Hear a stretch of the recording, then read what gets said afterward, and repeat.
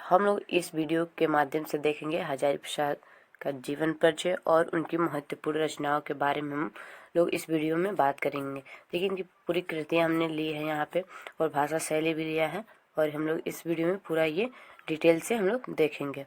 तो देखिए बिना समय गवाए क्या करते हैं, वीडियो पे स्टार्ट करते हैं।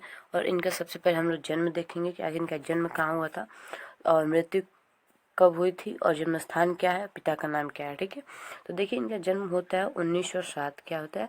1907 में इनका जन्म होता है। ठीक, और 18 मई सन 1989 में इनकी मृत्यु होती है। अब बताइए कितने साल टोटल जीते हैं। ऐसे इनका टोटली निकाल के याद किया जाएगा तो मृत्यु और जन्म दोनों याद हो जाएगा, कोई भी कंफ्यूजिंग नहीं रहेगा। तो बताइए कितने साल ये जीते हैं, कनेक्ट माइनस करिए पता चल जाएगा कितने साल जीते हैं। तो 72, कितने 72 ईयर्स ये अपना जीवन काल इस धरती पे रह के देते हैं। ठीक है, याद रखिए कितना साल ये जीते हैं, 72। ठीक है, तो 1907 में इनका जन्म होता है, 18 मई 1979 को इनकी मृत्यु हो जाती है। ठीक, इसकल टू ये कितने साल देते हैं, 72 साल। कितने, 72 साल इनका जीवन काल है, 72 साल जीवन काल है। ठीक, अब इनका जन्म स्थान के बारे में बात किया जाए तो इनका जन्म स्थान है छपरा, जो बलिया है, वहाँ पे इनके जन्म होता है। इनके पिता का क्या नाम है, तो अनमोल दुबे। क्या है, अनमोल दुबे। इनकी माता का नाम आप कमेंट में बताइएगा कि इनकी माता का क्या नाम है।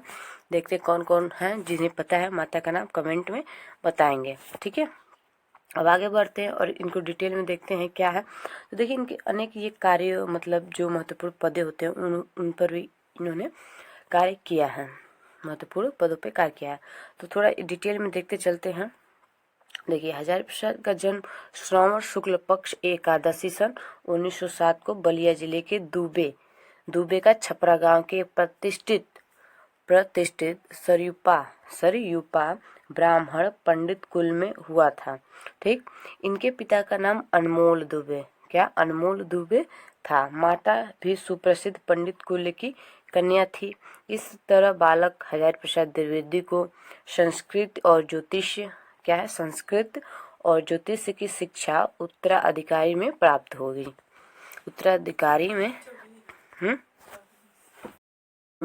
उत्तराधिकारी आप समझ रहे हैं क्या होता है। उत्तराधिकारी वो होता है, जैसे क्या होता था पहले, मान जी एक राजा है, ठीक है, ये राजा है और राजा के जो पुत्र होते थे, राजा के मान जी ये 2-4 पुत्र हैं और जो बड़ा बेटा होता है, लेकिन इसमें ये बात नहीं कि बड़े बेटे, और ये 2 बेटे हैं और इस जो ये बड़ा बेटा है उसको ये जो राजपाट है सारा क्या होता है, इसको उत्तराधिकारी के रूप में इस बड़े बेटे को मिल जाता है। मान लीजिए इकलौता भी है तो इसी बेटे को क्या होगा, पूरे राजपाट, अगर अच्छा सुशासित एक राजा था तो उसी को मिल जाता है। ठीक है, आई होप कि आपको समझ में आया होगा। अब देखते हैं, आगे बढ़ते हैं। सन 1930 में इन्होंने काशी हिंदू विश्वविद्यालय में ज्योतिषी की उपाधि प्राप्त की। कहाँ की ज्योतिषी की उपाधि प्राप्त, तो काशी हिंदू विश्वविद्यालय में। कहाँ पे, काशी हिंदू विश्वविद्यालय में प्राप्त की।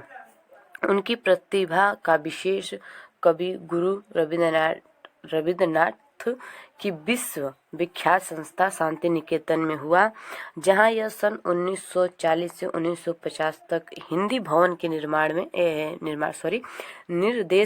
निर्देश के रूप में रहेंगे।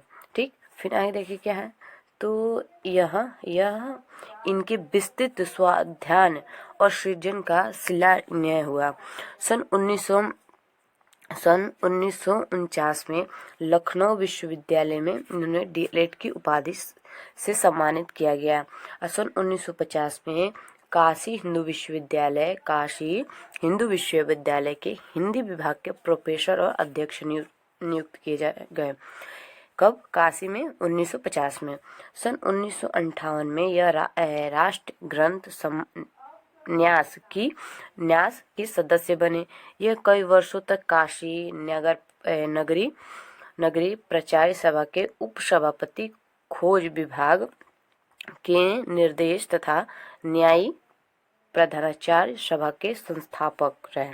ठीक, और 1960 से 67 तक पंजाब विश्वविद्यालय चंडीगढ़ में हिंदी विभाग के प्रोफेसर और अध्यक्ष नियुक्त किए गए। ये इनकी पढ़ाई के बारे में, पदवी के बारे में रही। अब इन्हें कौन से सम्मान से सम्मानित किया गया, चलिए आगे देखते हैं क्या है। और इन्हें कौन से सम्मान से सम्मानित किया गया है, तो इन्हें 1957 में पद्म भूषण के सम्मान से उपाधि से विभूषित किया गया, यानी सम्मानित किया गया है। ठीक है, अब इनकी कृतियों के बारे में बात करते हैं कि आखिर इनकी कृति क्या क्या है। तो देखते हैं, चलिए इनकी कृतियों के बारे में देख लेते हैं क्या क्या है इनकी कृतियाँ।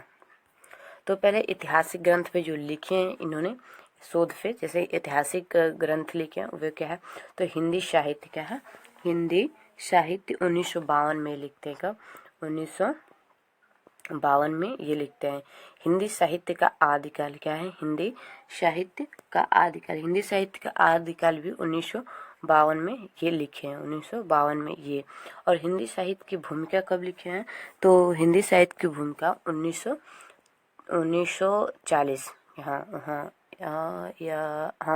1940 में हिंदी साहित्य की भूमिका लिखे हैं। ठीक है, और निबंधों के बारे में बात करें तो देखिए ये एक ललित निबंध कारक है, और ये जो हैं हजारी प्रसाद हैं क्या, ललित निबंधकार हैं, क्या ललित निबंधकार हैं। देखिए इनके निबंध क्या हैं, तो अशोक के फूल, कुटज, विचार प्रवाह, विचार और वितर्क, कल्पलता,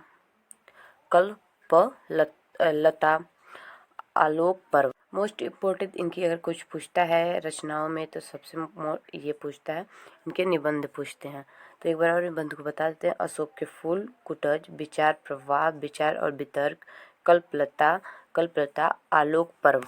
आलोक पर्व इनके ये निबंध हैं, निबंध संग्रह भी हैं, निबंध भी है इसमें। ठीक है, और आलोचनात्मक ग्रंथ है तो कालिदास की ललित योजना, सूरदास, कबीर साहित्य सहचर, साहित्य का मर्म इनकी आलोचनात्मक ग्रंथ हैं।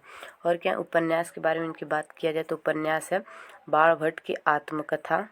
उपन्यास क्या है, बाणभट्ट की आत्मकथा, अनामदास का पोथा, चाऊ चंद्रलेख और पुनः नवार। ये जितने इनके लेख थे, मतलब जितने इन्होंने लेख लिखे थे, ये इनकी सारी लेखें हैं। ठीक है, और देखते हैं इनकी भाषा क्या थी। भाषा के बारे में देखें तो इनकी भाषा शुद्ध थी, परिमार्जित थी, पौर और सरल खड़ी बोली थी। इनकी भाषा में संस्कृत के तत्सम शब्दों के साथ साथ उर्दू, फारसी, अंग्रेजी के प्रचलित शब्दों का प्रयोग देखने को मिलता है। और कहावतों मुहावरों की बात करें तो इनमें भरपूर प्रयोग किया है, कहावतें और मुहावरे भी। और शैलियों के बारे में बात करें तो इनकी आखिर शैली क्या है, तो देखिए शैलियों के बारे में बात किया तो इनमें विचारात्मक, व्यंग्यकार, गवेषणात्मक यानी खोज, सूत्रात्मक, भावनात्मक, अलंकारिक, वर्णात्मक आदि रूपों में इनके शैलियाँ भी दिखाई देती है।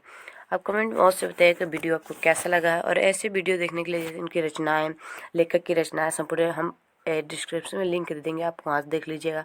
कहानी का भी दे देंगे, आप वहाँ से देख लीजिएगा। और कमेंट में ज़रूर बताइएगा आप सबको ये वीडियो कैसा लगा है। अगर इस वीडियो पर आप नया है तो चैनल को सब्सक्राइब करिएगा। Thank you.